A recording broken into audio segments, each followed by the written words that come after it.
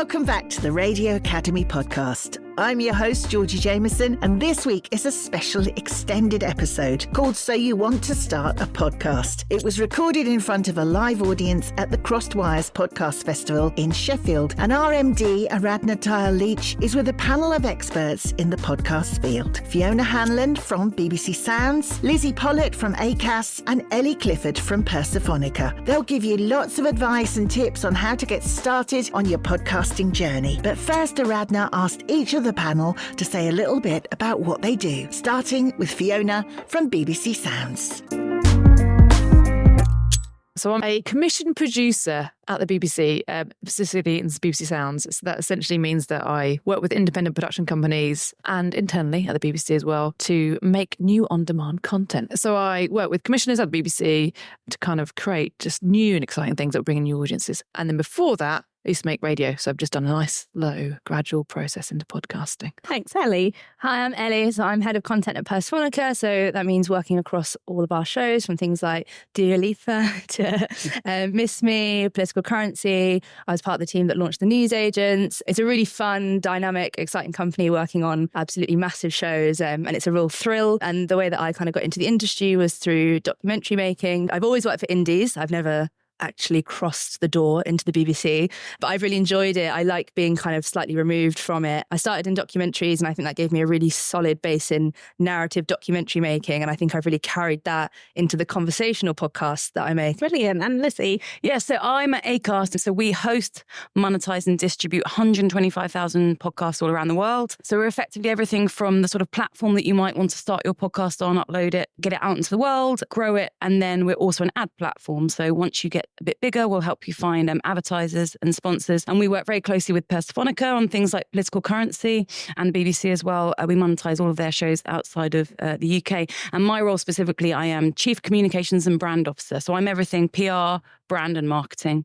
First of all, I mean, a lot of you are either making a podcast or want to make a podcast. Like, why? What's the point? Why should we? Are there not already too many podcasts? Fiona, like, you've been involved in so many different types of podcasts and genres across BBC Sounds. Mm-hmm. And, you know, there's a lot said about how to make money from your podcast. How many audience have you got? But what are the other reasons why you'd get involved? There's so many. I think obviously you've got your big hitters, which we all know and love and listen to. And then you've got the things that you do with your friends, and you've got business ones. People you want a business, you cover audio strategy for that, and people make podcasts. So the range is huge. And I would say just stick to what you love and what you're passionate about. I think it can be seen as like, I'm not getting millions of listeners and I'm not making any money. And I think it takes a while to grow an audience. But I think if you're passionate and you know what you're doing, it will kind of shine through. So it's working out what your strategy is. You need a strategy. Like, it might be a strategy that you want to get you and your friends listening to it. That's perfect. Or it might be, I want to nail a certain market and go for it. Or it might be, I just want to really get better at editing my student radio or whatever, my podcasting. So do that. But just don't be kind of thrown off and be like, why am I not the Shag Married Annoyed podcast? Like, yeah. Why am I not that one? Yeah, I mean, Ellie, you were just talking about that, about this love of podcasts and kind of, you know, working across genres. So what does success look like for a podcast? What does that mean? I think it varies on what your kind of core mission is for your podcast. So there's obviously like chart-topping success. That's an obvious one. You know, you want to be heard by everyone and be a kind of massive name. But I think also, you know, there's so many podcasts who have found this incredible niche audience, like you say, like they found their kind of people. And I think it's amazing, you know, you see the opportunities that those podcasters get and the love that they get back from their audience. And I think it's not necessarily all about being the biggest podcast name out. I think, you know, sometimes you can find that little space for you to carve out. I mean, that's what I love about podcasting, that it's a conversation. And I feel like if my audience isn't interacting with me, then I haven't done my job. And I think one thing I really keep at the heart of everything that I do and we do at Persephonica is we're always like, will the audience care about this? You know, we make everything for the audience. It's like stuff that we're interested in, but I think we're always thinking about the interaction, the fun that we're going to have with an audience. Yeah, so it's building a community, isn't it? What you just said about what are they saying back to us. It's not just about us putting our news out there. It's how do people come back and feed into our shows. Yeah, and that's what makes it really fun. I think there's things now that we have in the shows because the audience have offered things to us that we wouldn't have ever thought of, or they've sent us photos, or they've said, you know, and suddenly they're kind of helping you create the show. And I think it's like a really lovely thing about podcasting that it's so accessible in that way. And yeah, I really get a kick out of really feeling like I've impacted somebody's day in a really great way where they've really enjoyed something. And Lizzy, where does the marketing and the brand element come into that? Because obviously, as you pointed out, a lot of podcasts started as actually a marketing tool to get your message out as a much sexier alternative to a blog, for example. Podcast now is such a small word because obviously a podcast is so much more than just an audio file or feed nowadays, whether it's video, whether it's, live events, but also what you just said about community building is so important as well. Obviously, the marketing and PR and branding is really important now more than ever because, there are a lot of podcasts out there. Not too many, not enough, if you ask me. The one question people always say to me is, how do I grow my podcast? And there is actually no set answer. There's no silver bullet. Some of the most successful podcasts in the UK, if you put aside, mega celebs, but some of the ones that have, if you think of things, I don't know if you know, They Walk Among Us or even the Football Ramble, it's because they plugged away at it and they were very diligent about it. So I always say to people, the biggest thing you can do is be disciplined when it comes to sort of growing your podcast and being very focused and not being disheartened. It's not a linear journey growing a podcast. 1 week you might have a spike for some reason, then it might drop down, but hopefully the graph is always going to go up. It's so important that you think carefully about your branding, your marketing, PR, and you put the grunt work in, essentially. You've sold me on making a podcast and why we should do it. So how do you actually do it? Ellie, I'd like to ask you first, as a producer in a production company, how do you hit upon an idea and then develop that into something where you could go to someone like Fiona at BBC Sound and say, you know what, I've got this brilliant idea, this is what it looks like? There's a few ways that we kind of come to an idea. Sometimes we start with the kind of concept for a show. So we know that we want to make something in a specific kind of genre or field. And then you think about, okay, well, who do I want to present that? Sometimes, you have somebody who comes to you who you think is just a great talker and people want to spend time with them. And then you think, okay, well, what can I do? What kind of vehicle could I create for this person to kind of share their experiences? Sometimes it's really collaborative, like we might work with commissioners who, they have someone in mind or they have an idea in mind and we go away and have a think about how we would do that. So it kind of varies in that sense. And then I think, it's a really simple concept, but at the core of it is just, do you have a really great idea? Like, I think that you want to create something where it's kind of people take time out of their day, they know when they're going to find you. And I think that is something that we always think about, like, what is a format? What is something that people are going to want to come back to? They're going to want to, people often listen when they're cooking or walking their dog. It's like, I always say it needs to be informative and entertaining. Like, what is that kind of sweet spot? And a really, really big thing for me, I think of audio quite melodically. So I always think about the light and the shade, fast paced and then slower paced. And I try to bring that in every piece that I do. A really good idea is something that can really make you think and really make you laugh. But at the end of the day, you've had a really good time. If we think we've got an idea, what we try and do is essentially condense it down into almost like, sometimes it's a paragraph elevator pitch, sometimes you'll do a kind of one pager, you'll lay out what the idea is, and it's really trying to sell you on why you should go for the idea or sell you on why, we should be able to monetize it with Acast, for example. And in that pitch, you'll think about things like, what is the show? Who are the talent? You'll think about the format. You'll think about, okay, the cadence, when's it going to come out? Is it a once a week show? Is it twice a week? All these things, build that all up before you even get anywhere near a pilot or hitting record on anything. And I think what you want to do is try and go in with a strong sense of what that show is actually going to be. And how do you decide that? So if you're starting from a point of, I've got a really good idea and I don't think that anyone else has done this, how do you decide? Do you have to fit it into a specific format that you already see in other podcasts? And how do you decide whether this works daily or if it's once a week, whether it should be 10 minutes or 40 minutes? I guess on your first question, I'd say no. I don't think it has to fit into a specific format. I always say that it's not radio. Like, people aren't dictating their life by it. The joy for me of a podcast is that you can be like, okay, well, this week we're going to do an interview, and next week we're going to do a panel. Now we're going to make a documentary miniseries, and there's nothing to stop you from doing that. Like, it's a really fun, flexible medium. Yeah. On your second point was about your frequency. You were saying, is this a twice a week or a once a week? I think some of that comes with experience and taste. And I think that is taste that you can learn. And I think that comes from listening to a lot of other shows. And I think the more you listen to stuff, it'll just become like a kind of like a habit. You'll sort of, it's something that you can inherently, you'll read an idea and you'll be like, oh, I can see, I can hear it. I always say that I can hear it even though I'm reading it on the page. So it's like, can I understand where the rhythm of this is going to go? And that just comes from practice. Is it fair to say as well, if you're just starting out, it's probably resource as well. Very few of us have the time and resource to be able to do a half-hour daily show. Yes. Whereas when you're starting out, you probably can kind of really craft a half-hour weekly show. Yeah, definitely. Can I just add to that, actually? What's so interesting about podcasting is we're so young as a medium. Everything that's going to happen, it hasn't even been thought of yet. And it's really good to be experimental. So sometimes you might think podcast, you might think, oh, it's two people talking around a mic about, I don't know, a certain topic. But actually, we're seeing so many people do such interesting things. And that can be anything from, like, I've got a colleague who, when he had a baby, he just decided he wanted to do 3 minutes every day where he just talks to the baby. It's quite funny. But it's more just like a nice audio diary for him to have in the future. And he's like, can I make a podcast that's only 3 minutes long every day? I'm like, yeah, there's no rules. There's so many other things that happen now, whether it comes to, fiction or even just things like soundscapes. I don't think you should be worried about being boxed in like, oh, well, my podcast isn't like that one, so it's probably not going to work. And also gatekeeping doesn't exist in podcasting when you're starting out. You can do anything. You can try anything and no one's going to be like, well, paid you a lot of money and you haven't delivered what you said you would. Yeah, Fiona, is that true? Because BBC Sounds pays people a lot of money and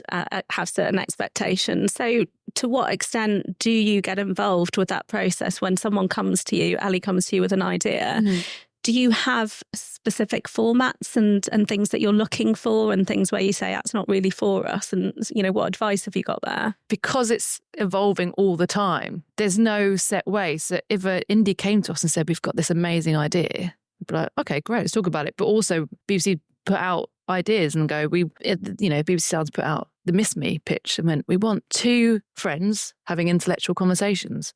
And Persephonica were like, all right, yeah, cool. Yeah. It works both ways. But also, if you showed somebody that you've been making it and you've got an audience, people are going to jump on that. Like, you got to remember that not everybody's listening to every single thing. So if you've got something really good, you need to shout about it. If you think it's worth somebody listening, or if you've got something going on with your friend, you could go to an indie and say, we've got this really good podcast.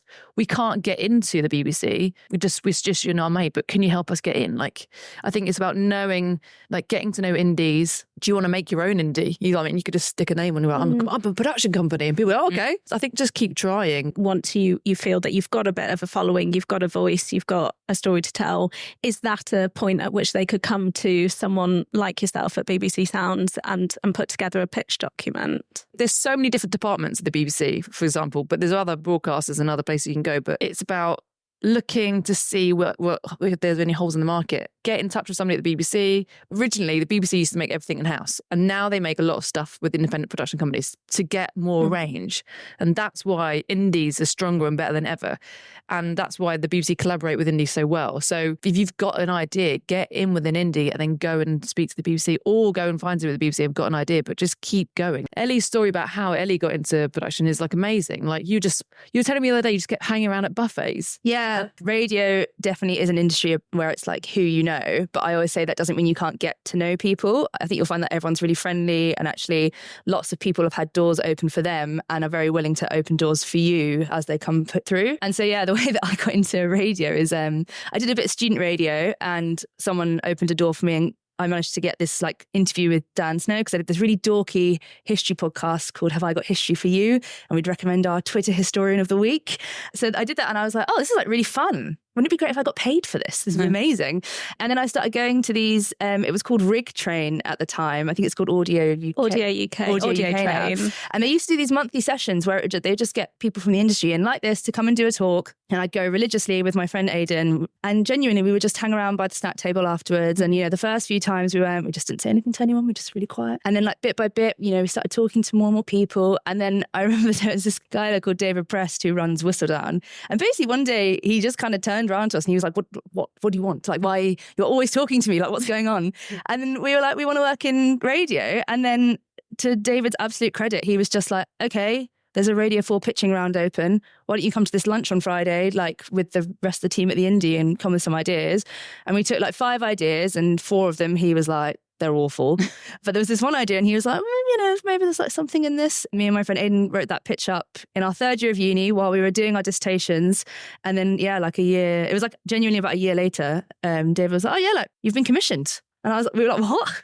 And then, this indie, I have to say, it's something I try and pay forward, which is that I just think just because you're young doesn't mean you can't do it. Like Whistle Down, I kind of thought I'd be making the teas, but they were like, all right, well, here's a mic, off you go, make it. You know, obviously, when you got that kind of call to say you've commissioned this, you're ready to go, you were ready, like you've been practicing and making stuff. So I think that's also another element. It's like, be ready for when the call does come in that goes, oh, make it then. And you're like, and they will want it now. They'll want it like yesterday. So be ready to go. Don't just keep talking the talk. Yeah. And also to say is that it isn't just about recording and editing. There's so much more to it. Like the social clips, there's more roles to it than you can probably imagine. Yeah, we do a lot of video now. I think we really try and make it so that, you know, the podcast isn't something that you record, it sits on the app and then, you know, you never see anything else about it. Like we want it to kind of live on.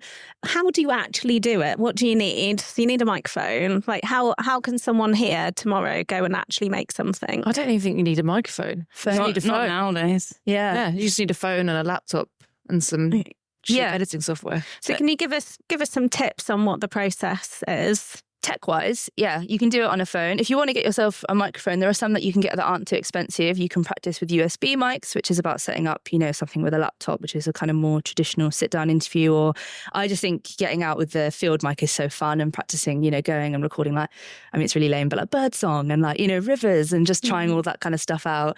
You can do that on a phone as well. In terms of a price range, you know, you can go and buy a nice mic or you can like stick a sock on the end of your phone and that will work as a pop shield. You know, it's all these little things that I think you can do. And then in terms of like editing, there are, you know, software like Reaper or like Audition, which are kind of more traditional editing softwares. There are loads of them. But there's also Audacity, which is free to download and will give you a really solid base. Like loads of really great podcasts are made on Audacity. So you don't have to pay for these like big softwares if you want to use it. And YouTube is your friend for this, for like learning hacks. I actually think it's really worth just watching some YouTube videos and finding out how to record good sound, because you can just record anything. Content is king, like 100% content. It comes down to that. It doesn't matter how beautiful it sounds. If you haven't got a good story to tell, it's not going to work. But if you've got a really good story to tell and you haven't taken half an hour to watch a video on how to make it sound a bit better and people are finding it tinny in their ears and they can't quite hear things, or you've excluded a whole section of society because you haven't considered the fact that they can't pick out the audio when there's so many overlapping background noises, it will be to the detriment of your podcast. And I think it is worth just putting a little bit of time into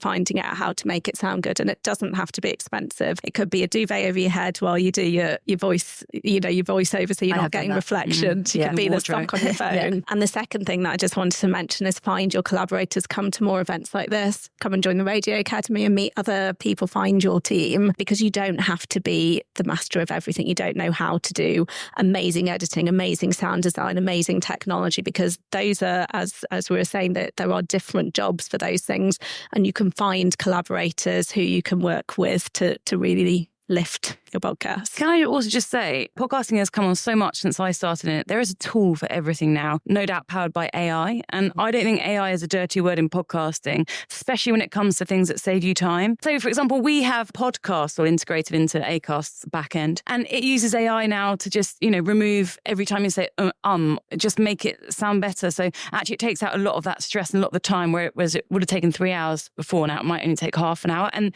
honestly, just there are so many tools. I would just, it's such an obvious answer, just Google it. You would be amazed the things that will save you time now when you want to start out making a podcast. And also the number one thing is just have a good internet connection. If you're interviewing someone, especially on Zoom or something, just doesn't matter about the mic. If you've got a bad internet, it's not going to happen. What do you do next, Lizzy?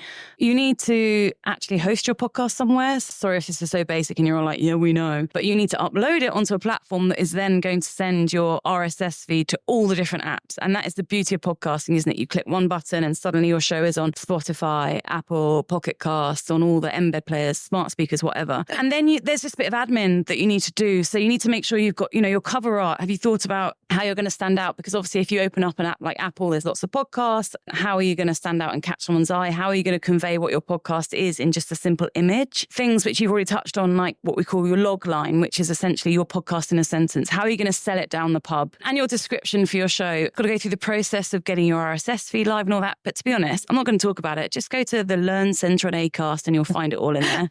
And then getting ready to launch, really. And actually, I would say start before you're ready. I think one thing that I've done in the past, and a lot of people do, is overthink it. People think that, oh my God, I'm starting a podcast and it's got to be perfect from day one. It's absolutely rubbish. I would say just start getting stuff out there, to your point, and shaping it. And then I don't know if we want to talk about monetization at all, or we get onto that. Yeah, definitely. Well, so just to draw on what you were just saying, I think your brand is really important when you're a podcast and you're putting it out there. Take pictures along the process, even if it is you with a duvet on your head and a sock on it, like whatever it is, just take some pictures, because you have to think about how you're going to market it, unless you're just making it for yourself, which is fine. But what are you going to put on your Instagram? What's that going to look like? Is it going to be all of your guests? You know, don't forget when you're interviewing someone, even if it is over Zoom or something like Riverside, which is a remote recording app, get a picture then and there. And then, how do you monetize? Anyone can monetize a podcast from day one. So, for example, with Acast, so you can choose to be in our marketplace pretty much straight away. And what that means is that your podcast will be visible to advertisers. So we have a self-serve platform where advertisers can come on and say, this is who I want to reach. And your podcast can be visible in that. And the three big formats are ads. So sort of radio style ads that your monetization platform will put around your content. It's not in your voice. Obviously, we've all heard them. It's made by the brand themselves. And you can choose to block categories. So you might say, look, I don't want alcohol brands or gambling brands, and you can choose to block that. So the important thing to remember is control is always in your hands. You don't have to just take adverts just because someone wants to put them on your podcast. Then there's the sponsorships, which is we all know and love them. You do it in your own voice. Adam Buxton's the king. That's a bigger process where a brand will actually come to you and say, hey, you fit our brief, we'd love to work with you. And then there's branded content, which you touched on already, where a brand might say, we want to do a whole episode with your podcast or a whole series. Don't be focused at first on the revenue, because what will happen is we can turn on ads and there'll be ads around your content and it will tick over and you'll hear them when you listen. You need to get to a certain threshold before you start actually seeing meaningful revenue. But I'd say don't even think about it. It will just be accruing in the background. Focus on making the podcast great, growing the audience, and then the money will come. You can do a bit of this yourself, particularly when you're starting out. Let's say, I don't know, you're making cooking podcasts, baking podcasts, and in your local area, there's a great coffee shop and you think they might be a great fit. They might want to reach, my friends and family in my local area. Go to them and say, look, I'm making this podcast. Would you like to sponsor the first 6 episodes? And it might be for cash, or you might actually just say, look, I want to be able to come and record in your cafe, some sort of contra deal. Don't be afraid to go and approach brands yourself. You know your podcast better than anyone. You know your audience. Go out and talk to brands that you think might be interested in your podcast as well. Have we got any questions? How do you get the balance between having something so regular that your audience know it's you and having the novelty and experimenting? I was just going to say data. Dig into the data, because in the back end, you'll be able to see listen through rate, for example. So if you are always putting out an hour long podcast and you see people are dropping off after 45 minutes, you might want to try putting out 45 minutes and see if that helps you grow further. Same with short clips. So don't be afraid to really dig into the demographic data, listen through rate and all that kind of stuff. Does anyone have any quick off the top of the head numbers on where do the UK audience listen to? Is it Apple, Android? It varies on audience and varies very much on age, is what we find mostly with our shows. Yeah, I mean, in general, Apple and Spotify are sort of the head to head in terms of listening, and they have the lion's share of the market, without a doubt. And BBC Sounds. Oh, and BBC Sounds. It's worth mentioning that Spotify have now moved away from exclusive content. It's much more open for you to be able to put your podcast on Spotify and still have it on Apple and YouTube and elsewhere. All of these platforms and publishers, they have loads of information on their how-to pages to really help creators. My question is about being brave. Making a podcast is such a public thing to do. How do you balance being professional but also taking risks and being sensible at the same time? Find a couple of trusted friends and just get them to listen over it. Or you can go and get a mentor, reach out and find somebody that will listen to your stuff. Wonderfully, being a podcast, you're kind of faceless. You can just put up an image of whatever it's about and nobody will ever know it's you. So many people are scared of judgment, right? I think that's it's the whole bad thing about being brave. But every broadcaster I know is absolutely petrified and has a complete fear of being judged. I think, with time, it is an important thing. We all have to earn a living, and podcasting, your first one might not earn you a living. But also, I think there's a lot about your well-being as well. We unfortunately live in a world of trolling. We live in a world where people can very anonymously say horrible things to you, and you've got to look after yourself. You've got to protect yourself. So when it comes to being brave, I think, you've got to go into it knowing that, yes, that could happen. And I would really urge you to surround yourself with trusted people, the people who lift you, the friends, because the mean stuff that people says to us, we keep it and we let it in, and you need your friends there to kind of pick those things off you and kind of lift you. So that, like, look after yourselves. A big thank you to our MD, Aradhna Tayal Leach, and our panel of experts, Fiona Hanlon from BBC Sounds, Lizzy Pollett from Acast, and Ellie Clifford from Persephonica. Definitely a podcast to bookmark and listen to again for advice and inspiration. We've got summer socials happening tonight, 17th of July, in London, in Exeter on the 18th of July, and in Leeds on the 23rd of July. They're free for Radio Academy members or £4 for non-members. All the details are on the website radioacademy.org/events. And also on that page is where we've announced the first of our guest speakers for the Radio Academy Festival on the 18th of September. Go and check it out. Plus, you can get your ticket there, and there's details of our bursaries, which are open until the 31st of July. radioacademy.org/bursaries/festival. I'll see you next week.